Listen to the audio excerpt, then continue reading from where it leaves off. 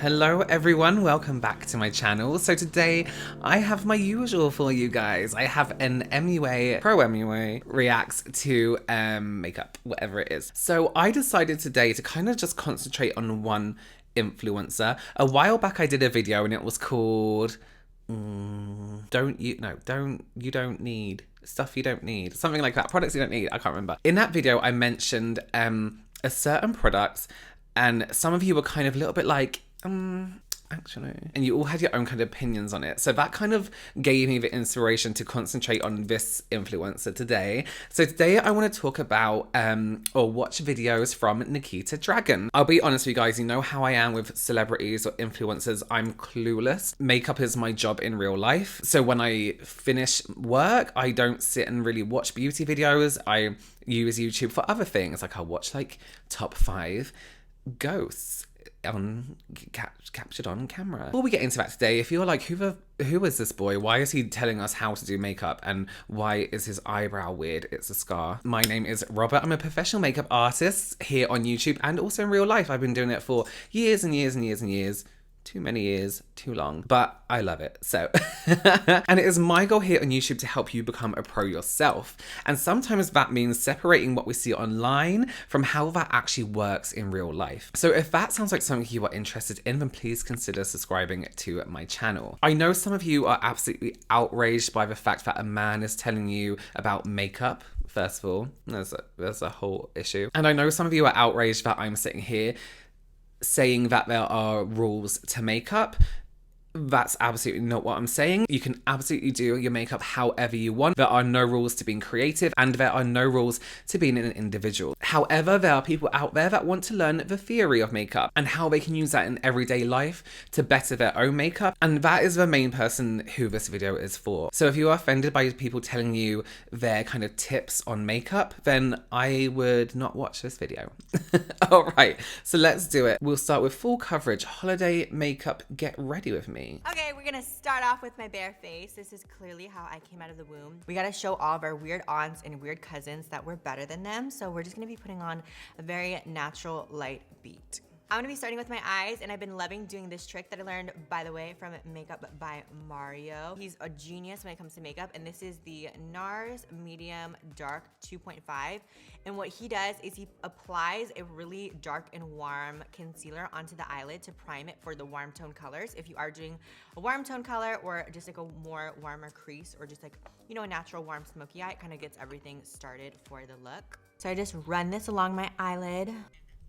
Okay, I'm gonna pause it there. If you've been following me for a while, you know how I feel about eyeshadow base. Now, Makeup by Mario, I know he's this incredible, amazing makeup artist, and he does like amazing makeup on people.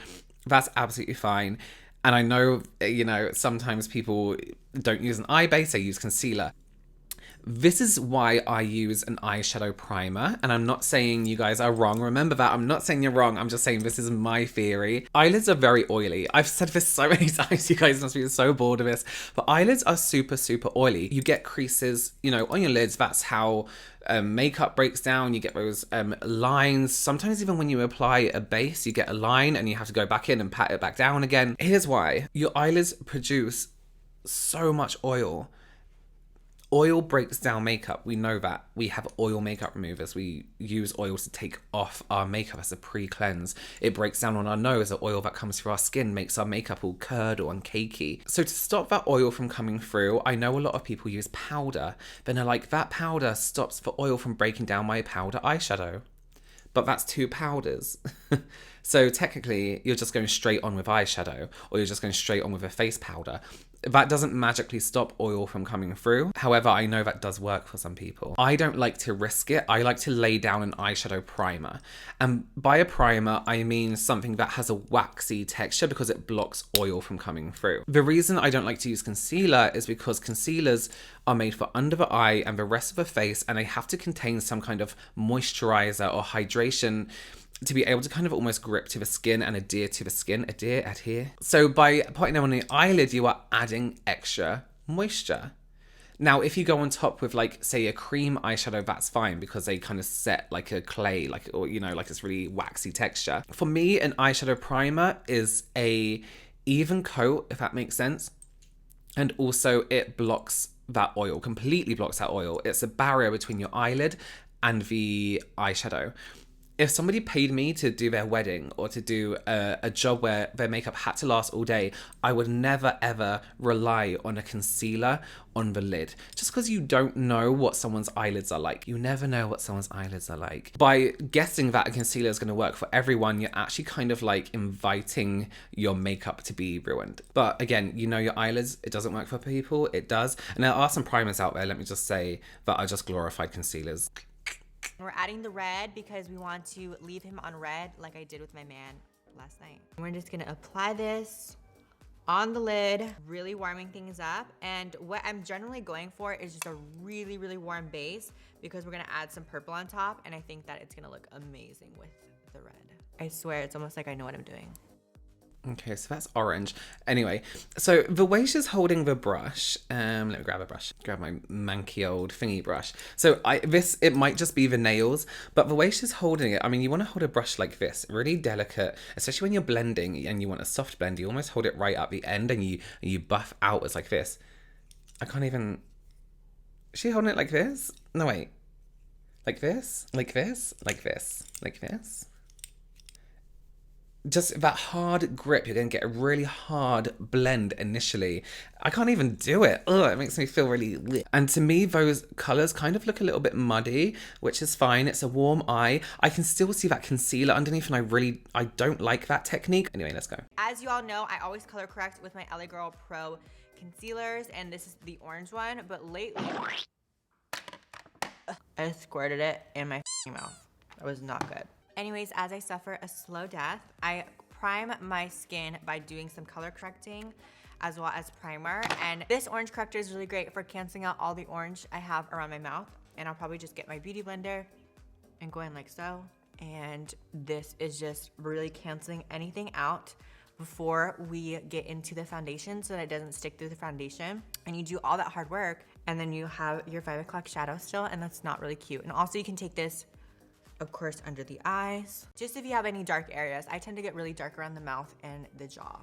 And then what I do next after the orange, I add purple, and now purple really, really cancels everything out and evens it. And I got a color wheel test, or color wheel, color wheel theory from my girl Ani, and she does this for me and it turns out so amazing. So I used to only do the orange color corrector, but now I do orange and purple. I'm trying to make these faces for Instagram so I get a bunch of views. And then we're gonna blend that out as well. And see how now this is just very... Okay, let's talk about this color correction, because this was the main thing that was brought up in that other video I was telling you about how deep that orange is. So here's the thing. That kind of color correction is not needed. I know she's mentioned sometimes that she wants to cover up a 5 o'clock shadow. It's non-existent. She doesn't have one. And even still, I've done many trans clients who are a similar skin tone to her, and I wouldn't use that dark a color. But you can color correct with a peachier tone that isn't that dark. That is so much more color corrector. And again, this is this whole thing of people trying to sell things to you on Instagram and YouTube. I know it doesn't look like she's had her egg thing out yet, but you don't need, that's not a dark, you don't need it that dark. You don't need it that dark. A foundation would have covered that absolutely fine. Even if you think you don't need color correcting and then you do a foundation and you can still see a little bit of something, you can warm it up with a warm tone powder. Absolutely fine. And I'm speaking from a lot of experience. You don't need something that dark. Deeper skin tones, absolutely you need something that dark. Really dark under eyes, absolutely you need something that dark. But on her, where her skin tone is very much even, it's so unnecessary. So there's a lot of, I was going to say something else. There's a lot of people that don't realize when you have redness, green does cancel out red, but so does yellow. Yellow foundation, yellow concealer. We know we have these neutral, cool, neutral, warm, cool undertones in foundations. See what you can do with your foundation first before you go crazy and think, oh, I need a color corrector. See what you can do with your concealer first before you go through all this unnecessary color correcting. I would dread the thought of having to color correct so intensely on my face. A little bit under the eyes is fine, but to do that every single day must be boring. It doesn't make makeup fun. It makes it really boring. So I'm going to be using my Dragonfire Skin Perfecting Potion around my mouth area. I've been loving the reviews of my brand. Like, to even say I have a brand is so crazy to me. I cannot stress this enough. You get with a lot of men, bitch. Do I even have to say it? Do I even have to say it? Come on, you know you don't need that much. You know you don't need that much.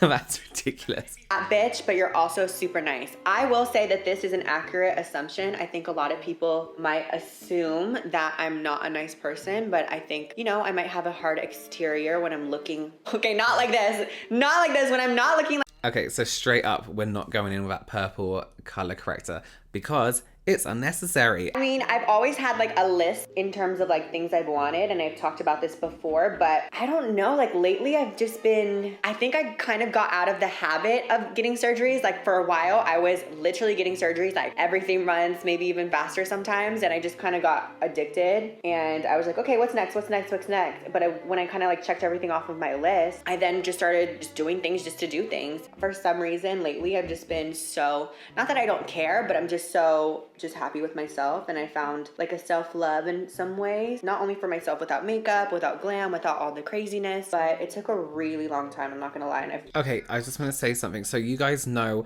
I'm super against that much concealer under the eye, but she has used it here. I don't know if you guys noticed. She didn't take it right up to under the eye. She kind of just used it in this whole area here to highlight, which I kind of appreciate on camera, you know, maybe not in real life, but to kind of brighten that whole area, and didn't take it up to the eye straight away. She blended it out and then started to blend it up slowly. So there's less product being blended up to the eye. I think that's a really great idea. If you want that full on kind of highlight under the eye, if that's your thing, it's not mine, but if that's what you want to do, then do it that way. Highlight this whole area here, and then slowly take, like once you've blended everything, take what's left in your beauty blender and then slowly blend it upwards. Because it doesn't look that bad. I bet you anything's just gonna bake. Let's see. Like, it reminds me of one of those very high grade like makeup artist sponges. A lot of the makeup artists, or when Steven does my glam, he always has like a real sponge. You're very self-centered. Well, bitch, who else am I supposed to be centered around? Like, hello, it's me, myself, and I. I don't think I'm self-centered in the way of thinking I'm better than everyone. I'm not full of myself, but I am full of myself because I am. Let's pause. Okay, let's pause there. Can we please take a look at this situation? So she's put on a lot of foundation, a lot of product, a lot of concealer. So we have different depths, different amounts of coverage in different places, different almost texture over the whole face. Can you see on the right hand side how it's kind of like faded in the middle, and there's a lot more powder around the edge here?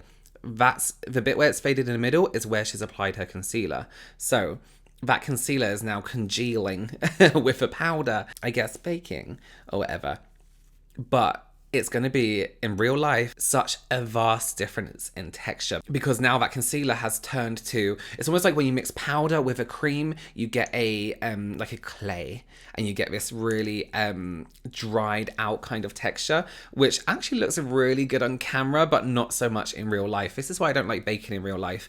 On camera, it blurs because it's literally light bouncing off. It's science, you know, but in real life we're not always in front of amazing light. So yeah, you can see it there. It's almost like how your skin sometimes will absorb more moisturizer in one area than others. Yeah, I hope that made sense. I would fix that by just not baking. Using a tiny bit of setting powder around this eye area is absolutely fine, but that vast amount of powder is just unnecessary. Okay, so that was pretty much just like an anti-baking, too much color correcting video there. But I hope you guys learned something from that. The way she does her makeup is actually, I mean, you can't complain. She's obviously talented in the way she does her own makeup. And obviously she has to incorporate those Instagram-y, YouTube-y kind of methods into her videos as well, which I'm not mad at, because I guess that's life, you know?